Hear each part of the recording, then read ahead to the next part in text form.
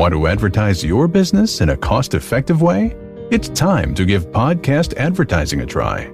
Research shows a high rate of podcast listeners made a purchase as a result of an ad they heard on a podcast. Visit podbean.com/brands to launch a cost-effective podcast advertising campaign in minutes. That's podbean.com/brands.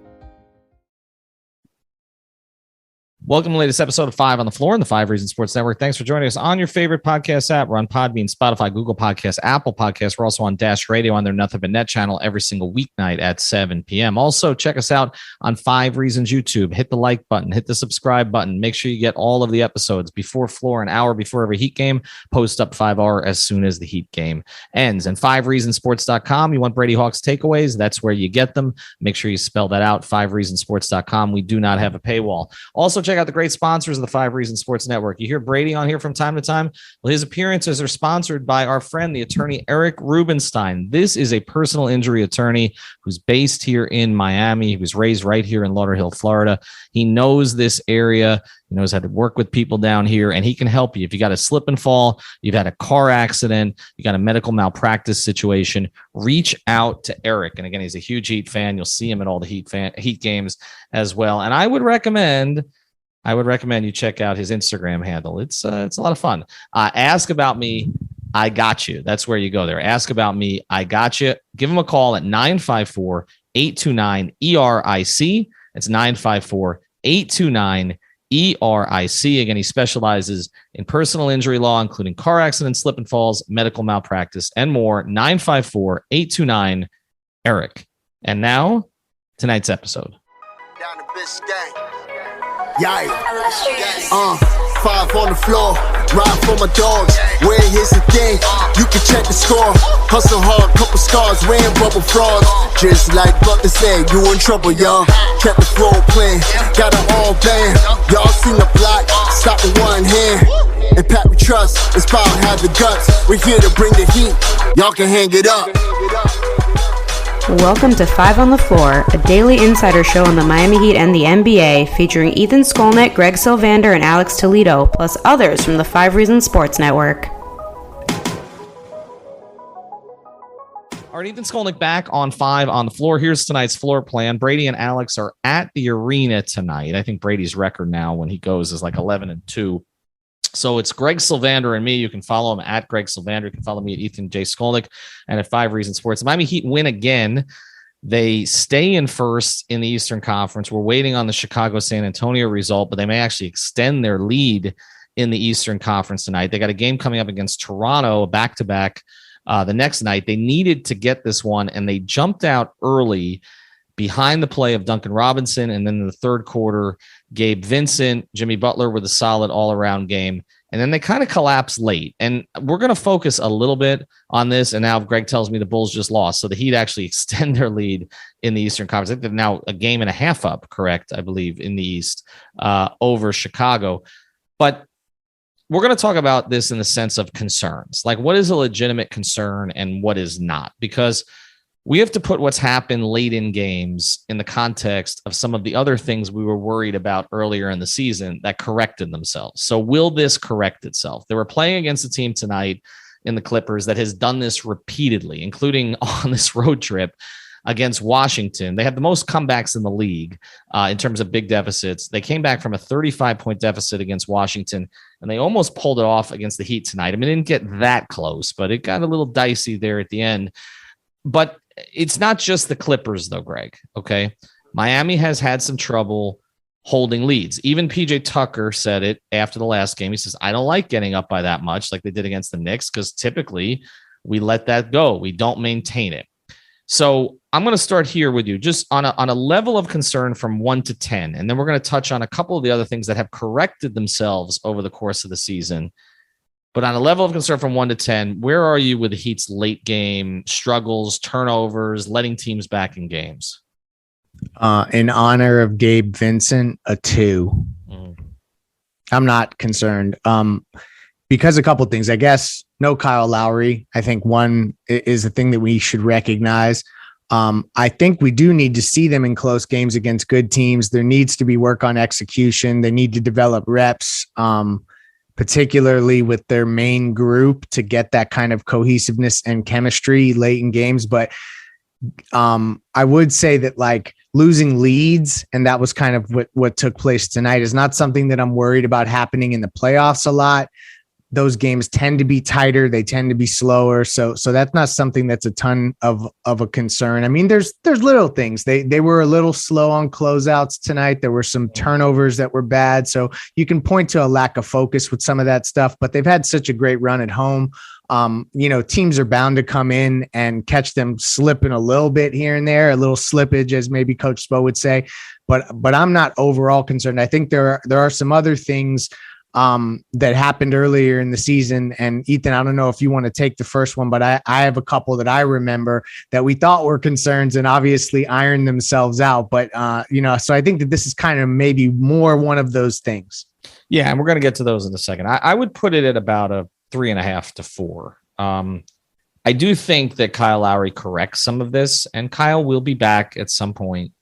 As I've said on now multiple programs, at this stage, he's in lockstep with the Heat on his situation. It's a personal situation. It's not a dispute. It's not an injury. We know what it is, and I'm just going to leave it right there. Okay. But he will be back at some point, and he will help this because there will be someone to inbound to who knows how to close out these type of games. And I feel like that has been part of the problem. Essentially, without Kyle Lowry, this team looks like the team from last year down the stretch of games, which is Jimmy sort of overhandling, dribbling down the clock, and you're kind of hoping he gets fouled because he's been so good at the free throw line, and you're kind of hoping in some situations he doesn't shoot. And I feel like that's where we're at, or the ball's in Tyler's hands. Yeah. And some of the stuff that Tyler does so well throughout the course of the game, making reads and all of that, there tends to be a little bit of sloppiness with the ball at the end of games, and we saw that in the backcourt.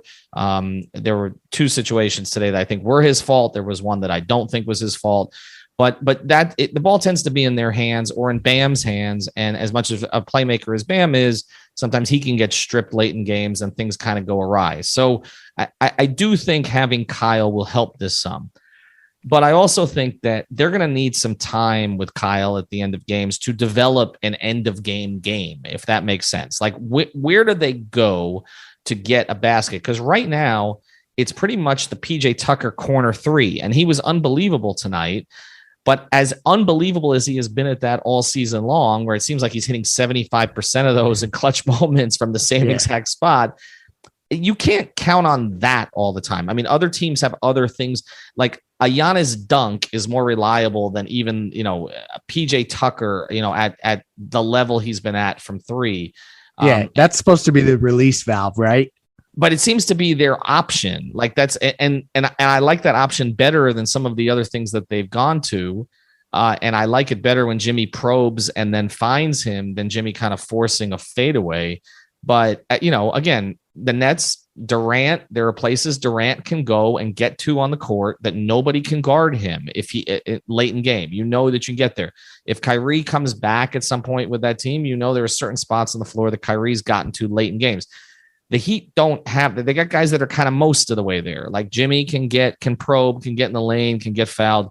Bam has certain things to go to. I liked him going back to the jump hook today. This was a strong Bam game. Brady predicted that in pregame. I think we needed to see one of those. He was a little bit more aggressive tonight. And Tyler obviously can get to certain spots, but again, can be a little sloppy with the ball. So I do think that they need reps. And execution. Gosh, they need that. That's like, to your point, because they don't have a guy that can just say, get the hell out of the way and I'm going to get a bucket. I mean, Jimmy can maybe do that in spurts. I won't totally discredit him after we watch that finals. And Tyler can get to spots, but they're not like Giannis and KD. So you have a really good point there that it's going to be about, I can't say Spoelstra because it transcends what a coach can do as they're standing off to the sideline. Yeah. It's about execution from the players. There's only so much you can scheme there. I mean, some of it is scheme, but again, going out west, okay, the couple of teams you may see if you got to the finals, Phoenix is elite down the stretch. They know exactly what their game is, okay? And both Chris Paul and Devin Booker play off of each other to get to the mid-range. And then again, Steph is just a takeover player when he's right. And so again, you don't even need to scheme that, right? The Heat need to scheme some of it, but then they need to execute it. And I think that is the one piece that's missing here. And you are seeing these collapses at the end of the game, in part because it's like Jimmy's playing one way the whole game. And then at the end of the game, it's like it all kind of falls on him to save them. And he's not always that guy, particularly if he's not making shots at the rim. It's just not a play. Again, the foul line, he's great. I think the Heat's free throw shooting is a huge asset for them. Their most prolific free throw shooters in terms of getting to the line are also their best free throw shooters. And that's really important. But again, I think they need to see Kyle. But the reason I'm not going to make it again more than a 3.5 or 4 is because Kyle is coming back eventually, but also what we're going to discuss after the break, which is that there have been things we worried about this season that have corrected themselves. And a couple of those things showed up tonight. Before we do, I want to tell you about a couple great sponsors of the 5 Reasons Sports Network. We're going to have you use the product code here. Okay. This is for all of your grooming products. All right. It's for your cologne. Everybody wants me to say the tagline, so I will get to it, but you got to go to manscaped.com, use the code 5RSN, and you will get 20% off. They send you all kinds of cool stuff here. A nice box, the whole thing. And again, they got different types of razors. So certain type of grooming you want to do, you can do that. You can also, you got some nose hairs, you get into your 40s. They got a razor for that also. Go to manscaped.com, use the code 5RSN, you get 20% off. And as I have to say here, your balls in your body, well, thank you. There are actually people who stopped me at the Heat game the other day and just said that and kept walking. That is great. There you go. You could also use that product code, though, for a couple of other things here. If you're an endurance athlete, get Salis.com. That's get, SALIS.com. Use the code 5RSN. You get 10% off. This is to replace your electrolytes in a healthy way. Okay, not just by pounding a bunch of Gatorade. Okay, go to getsalis.com. You get 10% off. And of course, for your premium CBD, use the code 5RSN at therapistpreferred.com. That's for the gummies, the tincture, the sports cream to help you sleep and to help you recover. Therapistpreferred.com, manscaped.com, getsalis.com. 5RSN is the code. All right. This is why I don't want to over worry. We need material here. Obviously, it's what we do. We have a network. I mean, it's not just this show. We have multiple shows. We do pre-games. We do post-games. We do, there's Clutch Corner, there's Full Court Press, there's Feel the Heat. We have a ton of Heat content. And so there are things that we tend to obsess over. Okay. They get into our cycle in the same way that certain topics get in the ESPN cycle. And there were a couple of topics that we hammered hard. Okay. One in the offseason was, what are they going to do when Kyle Lowry's out? Right. That was one of them.